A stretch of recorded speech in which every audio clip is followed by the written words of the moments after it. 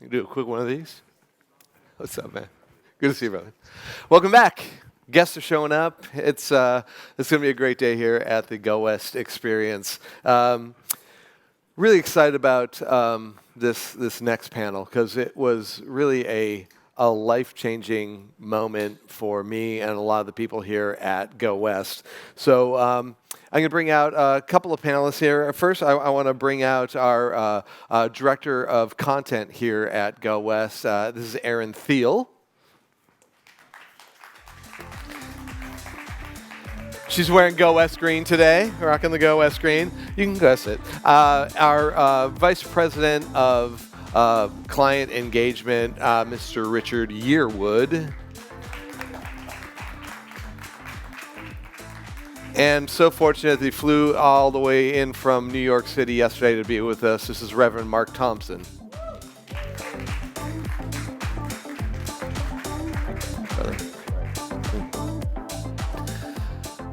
So I also want to tee this situation up. Thank you all for being here. So in the summer of 2020, August of 2020, my wife and I and our then 3-month-old puppy decided we were going to head down to the Redneck Riviera, what we refer to, the 30A, down into Destin, Florida area for a few days of vacation. And it was right at the height, I would say, or in the middle of the pandemic, a lot of civil unrest, and I had been, ravenous watching all the movies, all of the BLM movies that were on Netflix, right? And I watched Selma at least twice. And I was looking at charting our course to drive down from Nashville down to Florida. And I just said to Christine, I was like, you know what? Selma's only about 45 minutes off the freeway from where we're going. Let's stop down there and let's see the Edmund Pettus Bridge. Let's go do it, right? It's just the thing everybody wants to do. Let's go take the picture on the bridge. And that's all it was going to be for us. We want to go take the picture. So we drive to Selma. We walk across the bridge. We take pictures on the bridge. And we get to the other side of the bridge. And it's a Sunday afternoon.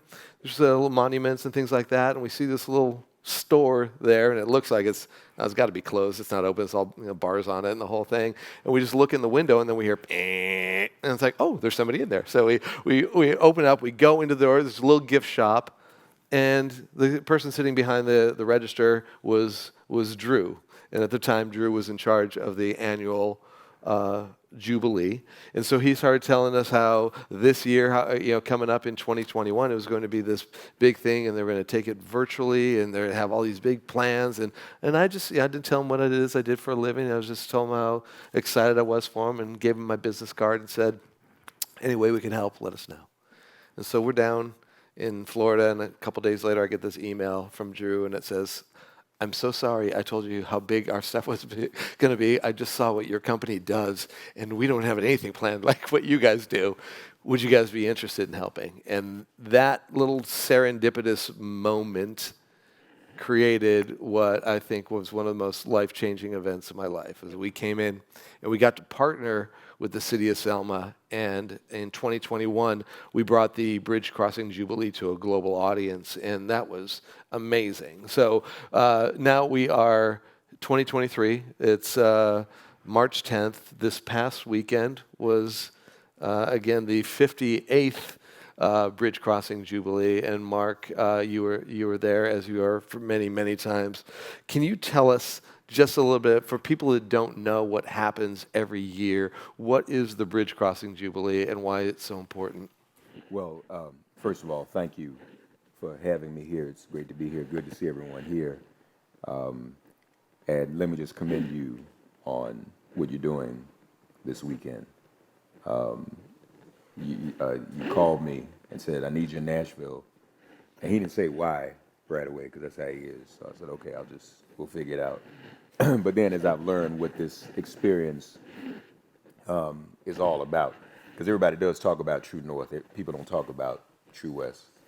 And I was thinking as I was watching you last night, what came to mind, and this is someone who, a quote from someone who came to Selma and whose family always regularly comes to Selma because of the importance of Selma in American history and in the civil rights movement. And that's the RFK family, Robert F. Kennedy's family. And he once said that some dream of things they are and say why.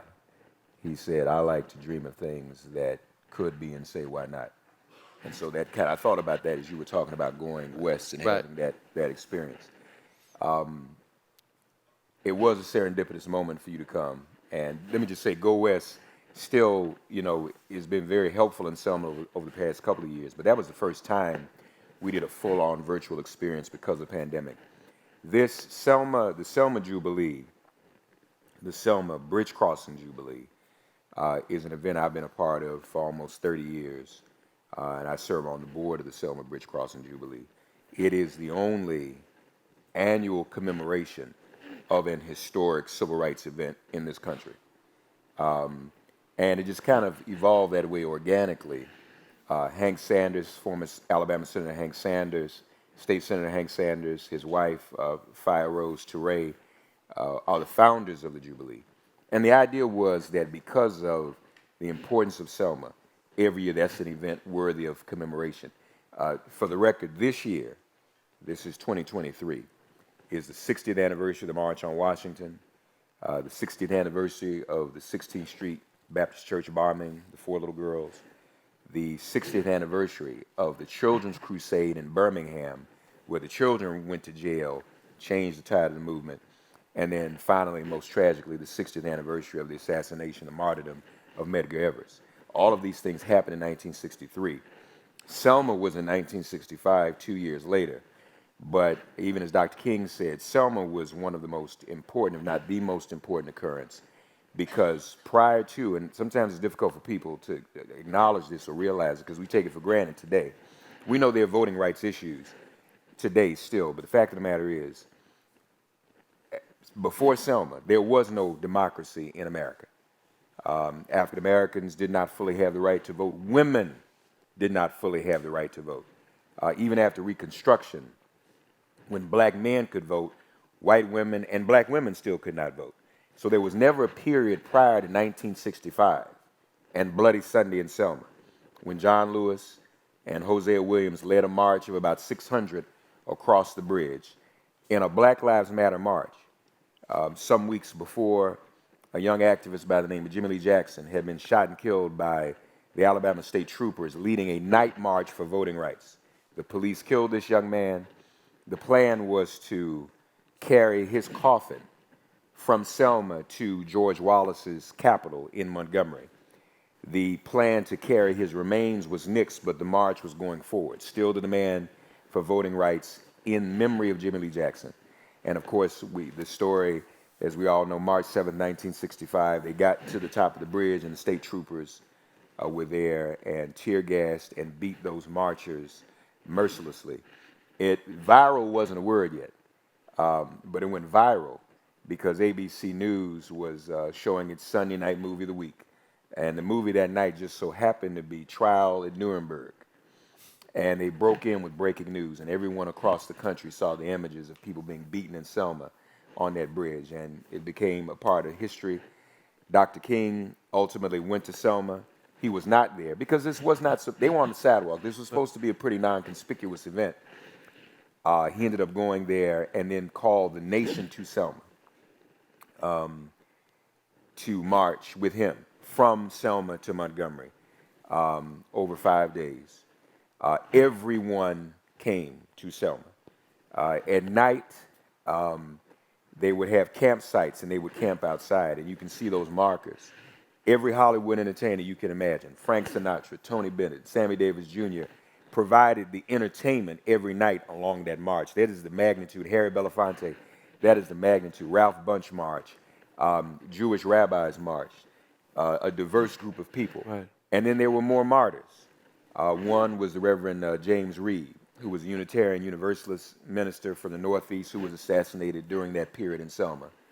A young woman with a family by the name of Viola Liuzzo, who was shuttling people from the Montgomery airport to join the march, was assassinated by the Ku Klux Klan doing a carpool that night. It has now been revealed that there was one of J. Edgar Hoover's FBI agents in the car with the Klansmen who shot this young woman, took her from her family. The black man she was shuttling in the car that night pretended to be dead. I think down in Tennessee we call it playing possum. And so when the FBI agent and the Ku Klux Klanman went to the car to ensure he was dead, he played dead and he survived. He's still alive today and tells that story. But this was the magnitude of Selma.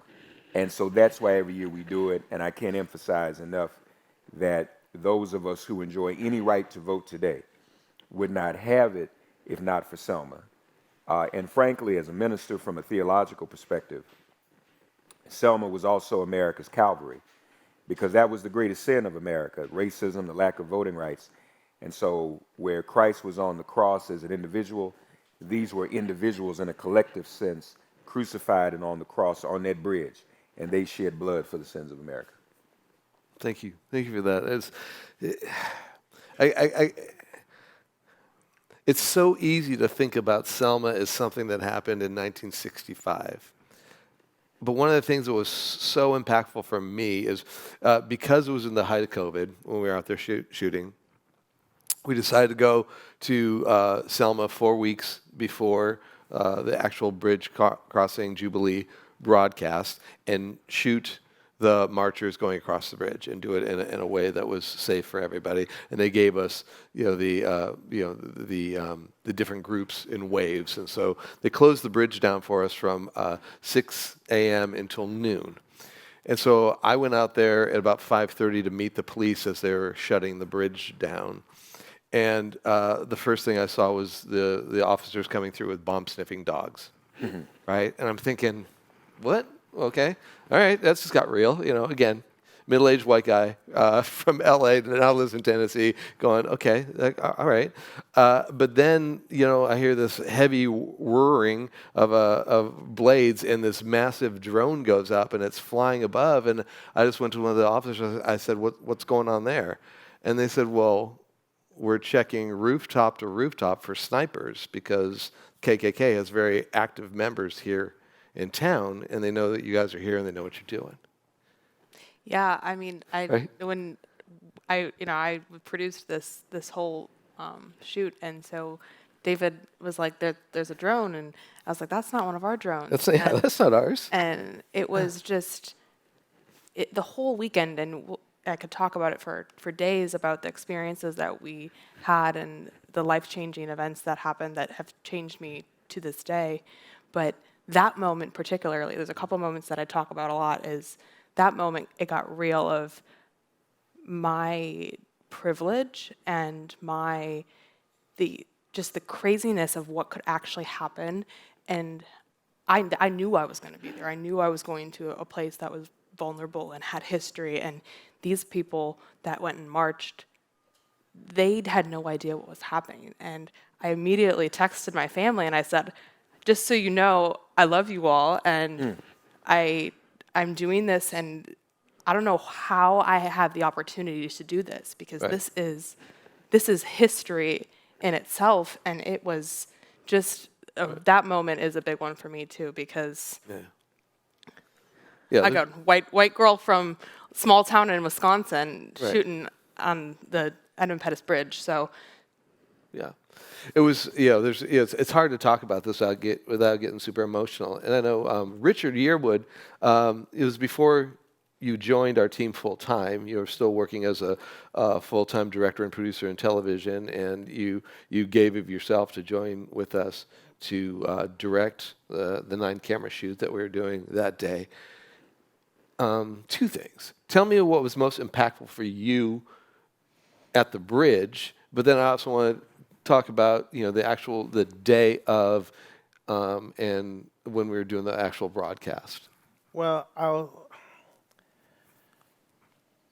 would say the most impactful thing was walking the bridge alone and walking up the bridge and over and then coming back and having that memory, that thought process of, wow, I wouldn't be here if these people didn't cross. I wouldn't be directing. Like, it's The whole it changes the trajectory of your life because Yes. of what they were able to do for you, 56 years prior. exactly. And then we had the people there, and they were so loving people. They were loving people, and just interacting with them to cross that bridge, I felt like I was there. I was transported back in that time, and I just saw in their eyes, and I felt their pain, and I felt all what they were feeling, and it was an emotional time. It was, yeah. Yeah, so for me, one of the things is, the first group that the Selma gave us were the original foot soldiers. So these are all people that were actually there. And so they're all in their 70s, 80s, and 90s, right? Yeah. And some younger, Right. because there were people on the bridge that were teenagers, children from high school. Yeah, yeah. And so when they start walking, they start singing. Yes. And I didn't expect that, right? As soon as they start walking, they start singing.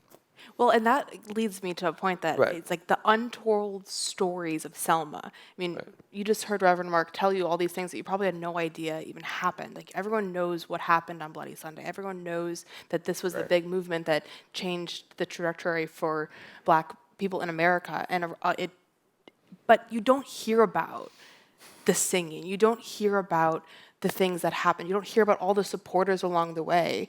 And it was our responsibility and privilege to bring that to an audience that would never be able to hear it if it wasn't in a platform that we got to do. So Yeah, it was absolutely incredible. So at the point where we're walking the bridge and I'm running alongside and they start singing Black and White Together, Black and White Together.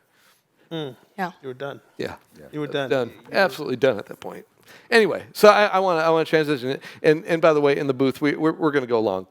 Just so you know, I'm looking at the clock. Well, We're what gonna go long. I don't want to say it, so what you all describing is the reason I do it, and the reason all of us do it. Selma is a spiritually transforming experience. Right. And in the early years when I started to go, first of all, Selma was always very organic. It's something you have to organize and invite. But because of the sacredness of it, people would flock to Selma on their own. And I'm talking about people from that era. So people have passed away, obviously, but as I said, the Kennedy family, Ethel Kennedy used to come every year and just mingle amongst the crowd. The Johnson children, the Lyndon B. Johnson's family, would come. One year, I was there, and we were just gathered arms walking across the bridge. And this is before presidents started coming and changing the footprint, because that changes everything. Sure. One year, we just all got ready to lock arms, and we're walking, and I didn't realize who I locked arms with, literally, folks. And as I looked to my left, and on my left arm was Emmett Till's mother, and on my right arm was Ethel Kennedy. And we still didn't have camera phones back then like we have today, so there's no pictures of this. But it was just very casual. That is what Selma is, and that's the beauty of the experience. And so what you all described, it's that. And I always tell people, come to Selma to be transformed. Yes. So the thing, and Mark, we talked about this a little bit yesterday in an interview. Selma is this city that should be so honored, right? It should be the focal point of where we change things in democracy and in human rights. But Selma is still a very, very poor town. Very much struggling economically. We talked about yesterday about when the bridge crossing is kind of like their Super Bowl where all these people converge on it, but they really don't have the economic infrastructure in place to actually capitalize on the financial gains as a city that a Super Bowl city would, because they just don't have that. And 58 years later, this place that should be so honored in our U.S. history is still a very, very poor community. Talk a little bit about that. Well, it is. It is very neglected. Unlike my hometown where I grew up here in Nashville is not. I mean, Nashville's booming, and that's a great thing. But there are a lot of cities in the Deep South that are neglected, and Selma is just one of them. In fact, it's never like me to say anything controversial. But in fact, there's this thing, you talked about photos. A lot of people come to Selma for the photo op. A lot of politicians come. Yep. Some of the same politicians who are involved in policies that would restrict or suppress voting rights, restrict or suppress the rights of women and their bodily autonomy, come to Selma and take pictures on that bridge. It's very difficult to tolerate that, but it's a free country. People can do that. I'm on the Edmund Pettus Bridge, but yet you're doing these other things. Right. And that has a lot to do with the economy as well. Selma is economically deprived, not a lot of jobs and opportunity there. And we look at other cities that aren't as famous, that aren't as significant. I'm not saying they don't deserve to be touted and supported, but why not the place that's the cradle of democracy? Yes. And so for the first time, and I commend you, this was the first time that people got to see Selma virtually. And we're getting ready for the 60th. Next year will be 59th, 60th. We want to continue that so the people around the world, Right. and then build an atmosphere where there's a level of investment. And President Biden came, and one of the things I said to him, we talk about Build Back Better, the country. We talk about supporting Ukraine, all things which I support, but we got to support this place here. People don't realize this. One of the first presidents elected from the Deep South in this era was Jimmy Carter, 11 years after Selma. That could not have happened without Selma. So Selma is just that important. And so I think we're beginning to see a shift in the attitude. We really brought that out this year, over and above anything else. And we know we still need the John Lewis Voting Rights Act passed. Voting rights have been gutted. We need to get that restored. But we also said, let's build back Selma. Yes. We talked about this yesterday too, which is really, really interesting. That it's kind of a controversial thing, right? The name of the bridge, the Edmund Pettus Bridge, and he was the Grand Wizard of the Ku Klux Klan, right? So his name is still emboldened on that bridge, right? And I know there's people that want to change the name to the Freedom Bridge, right? But what are your thoughts on the name? I'll be honest with you, that's a lane that I've not gotten in because there's so many different things going on with it. And so many different opinions. I haven't settled on one. And one time there was a conversation about naming it after John Lewis. I was very close to Congressman Lewis. God bless his soul. He did not want that because he knew who was there with him. He was not the only one there. Right. There are many names and faces we'll never know. But frankly, one of the people who started the Selma movement was Amelia Boynton. Right. Who started this in the late 40s, early 50s. She's recently passed away, lived to be over 100.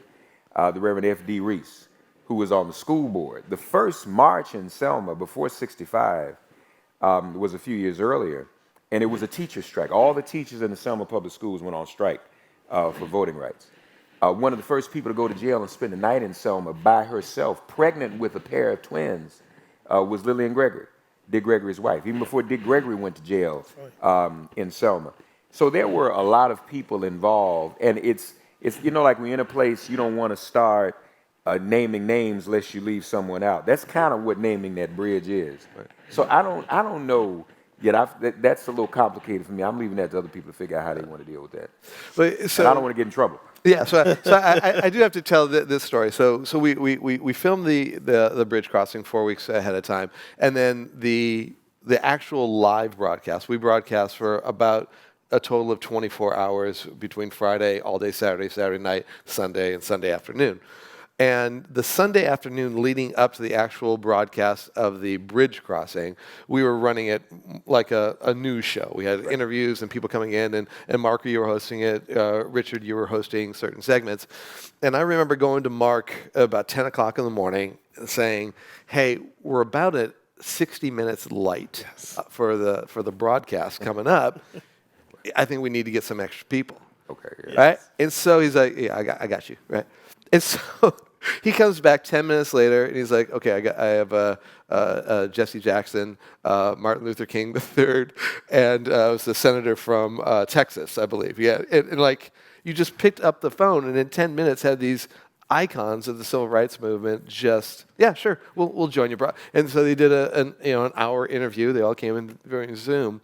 But what I was telling you, one of my very favorite moments during the broadcast, and nobody else in the world got to see this, is we're in that control room right there, and we knew that Vice President Harris was going to be doing a live address, and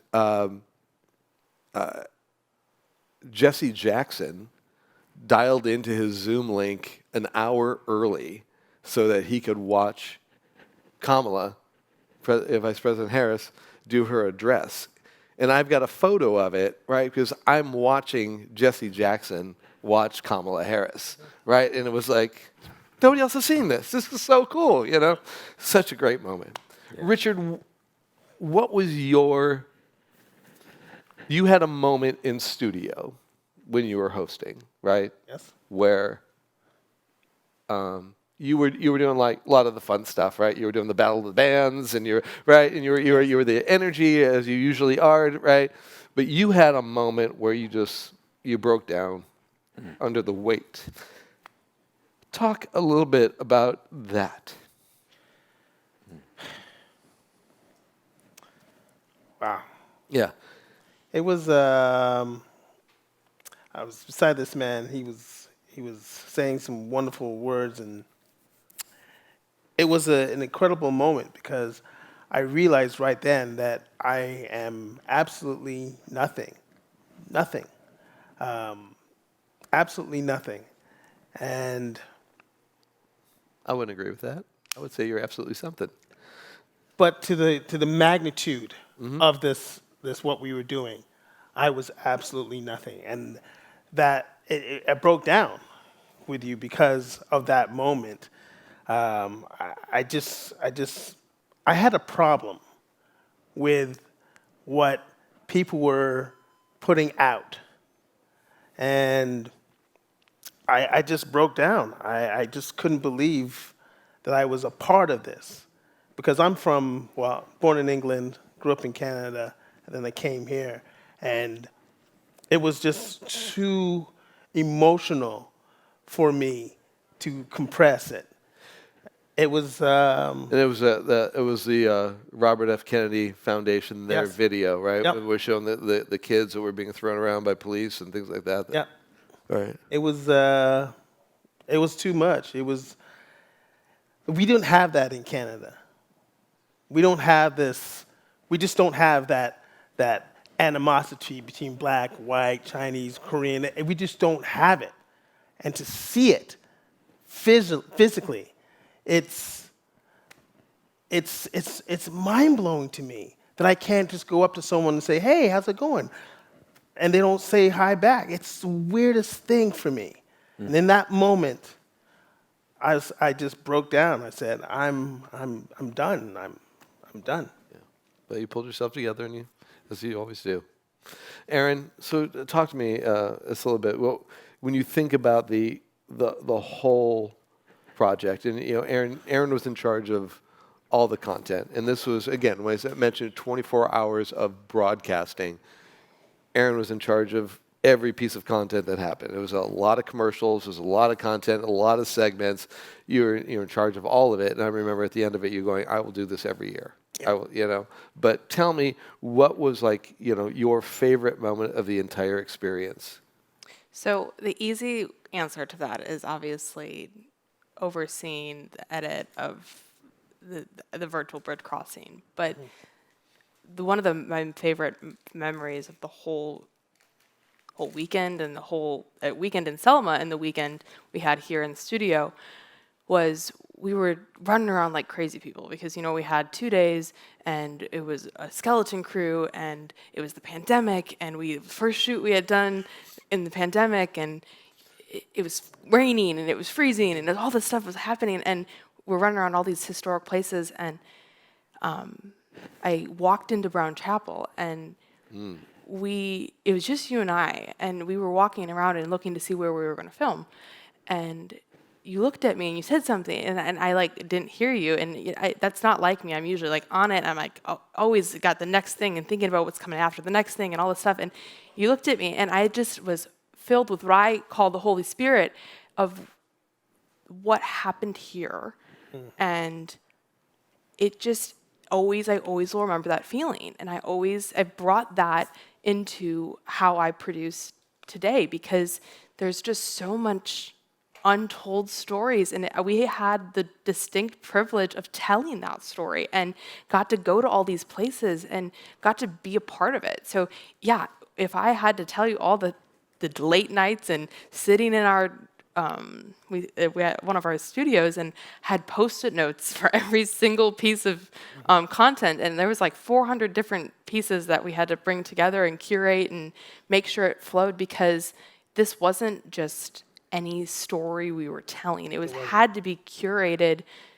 and I felt the responsibility to do that, and that's how I can give back and how I can be a part of this and how I can be involved. And I remember you said to me when we were in Selma, and I was sharing some of this with you, and you said you will never not be a part of Selma now. Like you are Selma now. Yeah. Yep. And That's amazing. I carry that with me, and it was amazing. And so I'm going to tell people you had a moment of you stepped away from Go West about a year and a half ago or so, after being with us for about 5 years, and the gift you gave me when you left was a picture of us on the bridge. yeah, because to this day I haven't done anything better. It is, And you won't. yeah, and I don't You think I won't. can. Yeah. And Nothing it's- as meaningful as Yes. this. yeah, and I got to tell you, I know we're running late, but one of my incredible moments, right? We got the Tuskegee Airmen, right? Right? And then did a red tail flyover while we're crossing. That was the coolest thing ever. yeah. So, Mark, as we wrap this thing up, and Erin and Richard, thank you so much for being vulnerable and sharing this with us. As we wrap this up, what do people need to know? How can they come alongside Selma to try to make some sort of a difference? How do we start, as I mentioned before, how do you eat that elephant? How do you start chunking away at something, doing something, anything that we can try to make a difference specifically for the city of Selma and what Selma means to this country? Well, actually, just 2 weeks ago when we had the Jubilee, did we start this conversation. Now we need to figure out how to perhaps build an infrastructure and institution to make it real and to make it happen so that people can contribute, so that people can volunteer. One thing that did happen during the Jubilee, Selma obviously, and this hasn't made big news, was impacted by a tornado. Right. A lot of devastation. So this year, rather than people just coming to march across the bridge, we had sort of a hands-on Selma campaign. People helped with tornado victims, and our slogan, and I think this speaks to you all's experience, was don't just cross the bridge, be a bridge. And for us to all be a bridge to one another. Something Richard said about, feeling like nothing, those who marched that day, most of their names we won't know. These are ordinary people. And it goes to show how those of us who are ordinary, may not have big names, may not have degrees, may not be famous, can literally change the world. And I think that's the attitude that we ought to have. And I think going forward, hopefully more people buy into that. I look forward to doing more with you all. Because I think what you all did, and I think now it's even more important, having a virtual experience that can be worldwide, Right. so that everybody can pour into this place. 100%. So, we look forward to doing more with you all. And yes, you all are a part of Selma, and I hope all of you watching will be too. Yeah. Thank you so much. Thank all of you. Reverend Mark, thank you so much for spending your time here. Absolutely. Coming up after the quick break, we're going to hear from an incredible artist here with an incredible heart. Stephen Cade is going to perform a song for us right after the break. Stick around.